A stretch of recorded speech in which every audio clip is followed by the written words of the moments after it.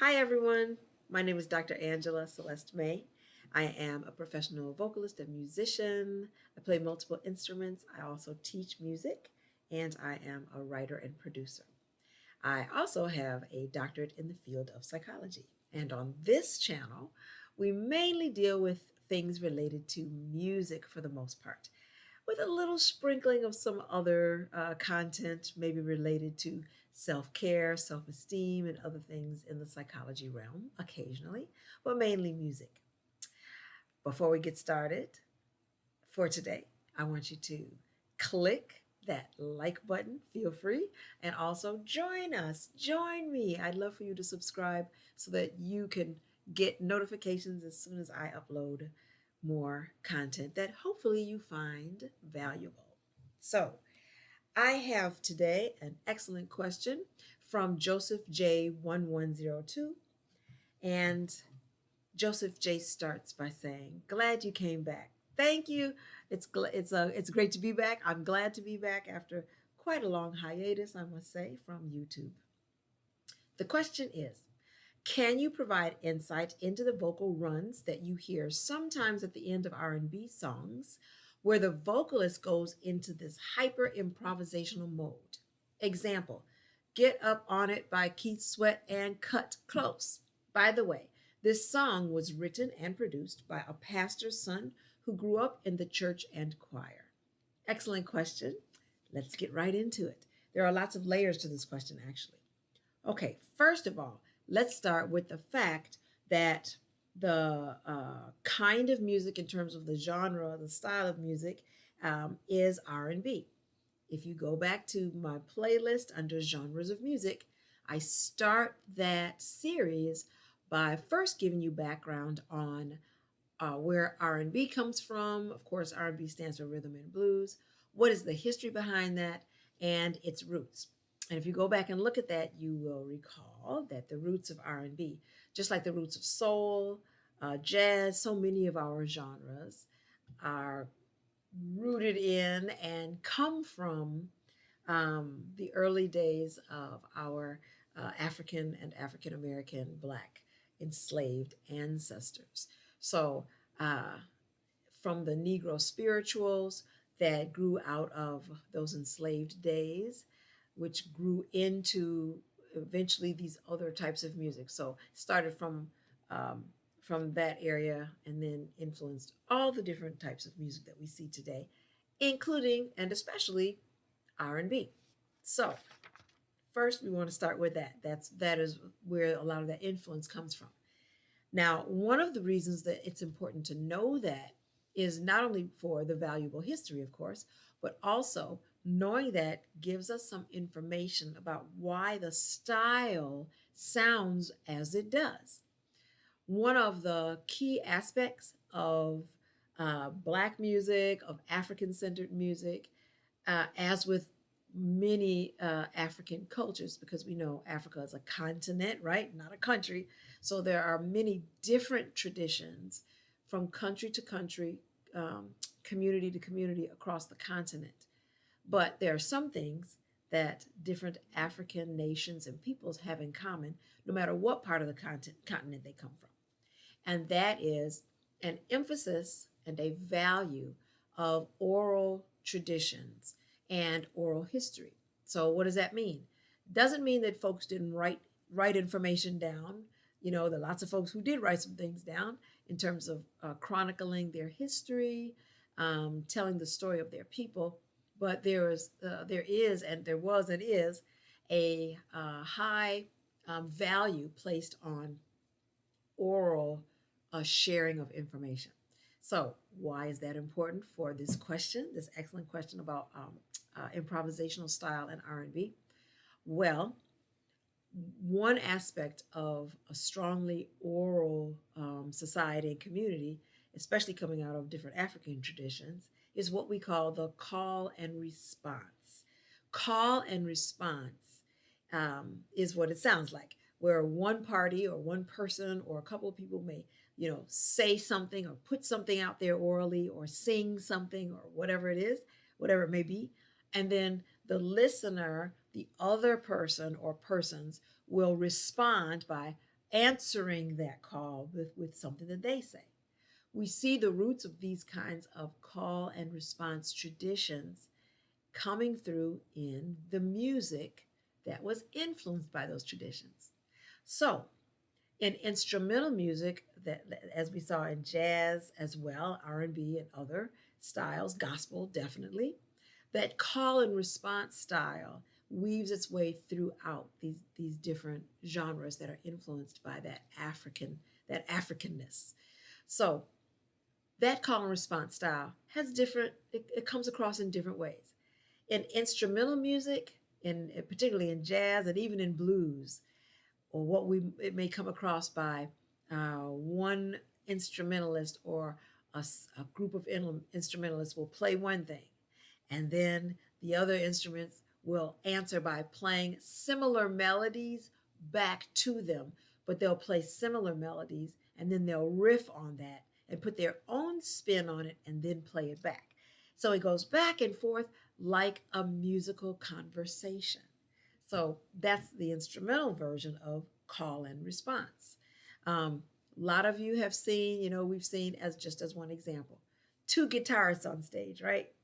Two guitarists on stage, and one will play a riff or something towards the other guitarist, and the other guitarist will take it, and then they'll take that same riff, play it back, but put their own little spin on it. And so that's the response. Then the first guitarist, she or he will add to that and then put a little something and play it back. So, like I say, it's a musical conversation that goes back and forth. That call and response tradition is very much a part of, like I say, many styles of music that have their roots in African traditions. So, having said that, it's very interesting that Joseph J. Made the point of saying that the person who wrote and produced this particular song by Keith Sweat and Cut Close grew up in the church. That's very telling, very important, because again, we can see that call and response style and tradition that came up and was passed down from our enslaved ancestors and passed along into the music that's influenced by that music, that the modern version influenced by that history. So that means we hear versions of call and response definitely in the Black church, absolutely. So when we hear the music of those who came from from the Black church, as they say, particularly those churches for whom the choirs, just like in this example, for whom the choirs really did a lot of that call and response as part of the worship service. We can see that people who came out of those traditions, they tend to be very adept, very good at that type of improvisational style where they're singing and they're improvising and being able to do all of it while staying within the key, the melodic line. They can modulate and then come back, and it all works. It all works. It all works so well because if they've come out of that kind of Black church tradition, they grew up in that. They were steeped in that, and they had many a Sunday where they could really hone those skills. And we see it all over the place, particularly in with gospel artists. We see it in like other, I'll say R&B, but even in some pop, depending on who it is. So, perfect example, we know Whitney Houston. That's just one example of someone who came out of the church tradition, the call and response tradition. I'm going to fix my hair, which is sticking up, because that's what we do and we're natural. We just love it so very much. Anyway, just as just a couple of examples. Aretha Franklin, like we could just go down the list, right? They were all really strong, and so many others as well. Strong and good with taking the standard written melody line and just improving on it, riffing on it, being able to add their own flavor, spin it around, and then just keep on going and then land back at the original melody. That comes from years of being steeped in those kinds of call and response traditions. And what they're doing as soloists, when the soloist is doing it, As I always say, as a voice instructor and a vocalist myself, remember the voice is not only an instrument, it's like the original instrument upon which just about all of the instruments are based, the voice. So, um, with when you have a soloist or like one person singing, um, oftentimes the soloist is doing a call and response with the instruments that are playing with that soloist. So the vocalist may do the call, the instruments may do the response, and then vice versa.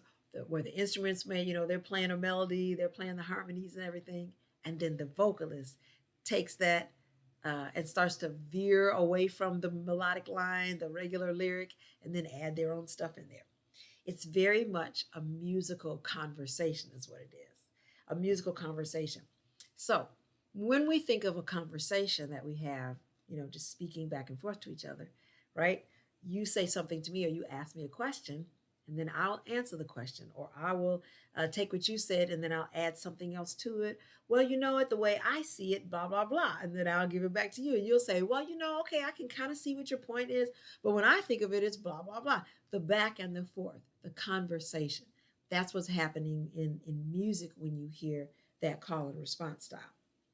Now, in this particular song, I'm familiar with Keith Sweat, of course, like many of us are, but I did need to go back and listen to that song to remind myself of what it sounded like.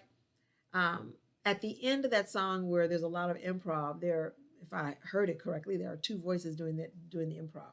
So the two voices are adding to that call and response, that musical conversation.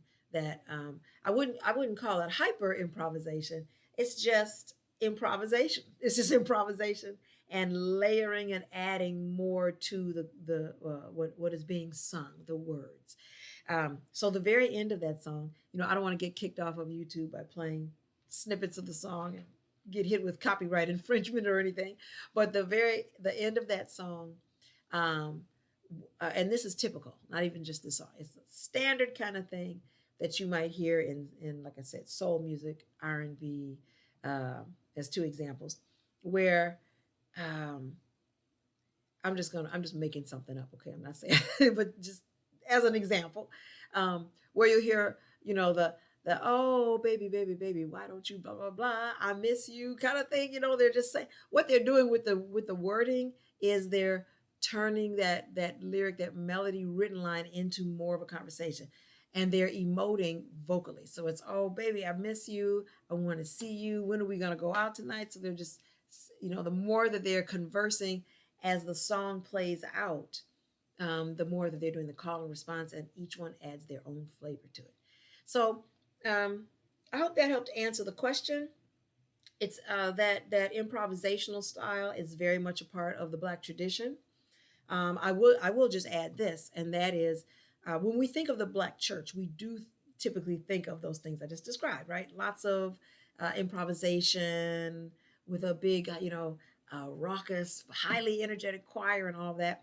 Yes, that is a very valuable part of our traditions, but a lot of people are not aware that are other aspects of our sacred traditions in Black churches that actually look nothing like that. That they can be much more like quiet, much more staid. So I think it's important to mention that as well, just to expand our knowledge and understanding. It is a bit of a stereotype when we say, the Black church. We think about the people doing the holy dance and all of that, and I love it. I was raised in that. I totally just love all of our traditions and that feeling and that communing with God, and it's a beautiful, wonderful thing. But just as a point of additional education and reminder, just as we have many things in common, we too, like any other group, as Black folks, have diversity within our experiences as well.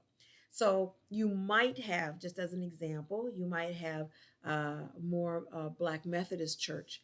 I said might. You might have a Black Methodist church. Not to say that all Methodist churches are the same, but you might have a Black Methodist church that tends to be a little more sedate, a little less hyper in their approach to worship. There's nothing wrong with that. People have a variety of approaches to worship where it's more hymnal based and not as much of the improvisational style. So, and that's just one example. There are other Baptist churches as well who don't have that improvisational, high celebratory feel, but may also be more sedate, more in their hymnals kind of thing. So, just as a reminder, we definitely have some variety there. We have diversity within that, just as every group has things very much in common, and then, diverse aspects as well. So, like I said, I hope I answered the question. Um, Again, yeah, where the vocalist goes into the higher, yeah, that is that call and response. That is that. Last thing I'll say about that is we often hear more of that, just like with this example, at the end of the song, because they've done the melody, they've covered the verses, they've done the refrain and all that, and as the song plays out, more of that conversation, that back and forth, is comes to the fore. I'm looking down because I took a couple of notes and I just wanted to make sure that I touched on everything I wanted to say um, before we're done. So I hope that was helpful. I hope that helped answer your question. I very much appreciate your question. So let me know if you have any questions, any comments, if there's any aspect of this you want me to elaborate on more. I'd be happy to. And any other ideas and things that you would like for me to cover or address in terms of genre of music, vocal quick tips, or whatever you like. So, well, not whatever you like, but most of what you like. So let me know. And in the meantime, have a wonderful rest of your day. God bless and take care. And I hope to see you soon. Bye bye.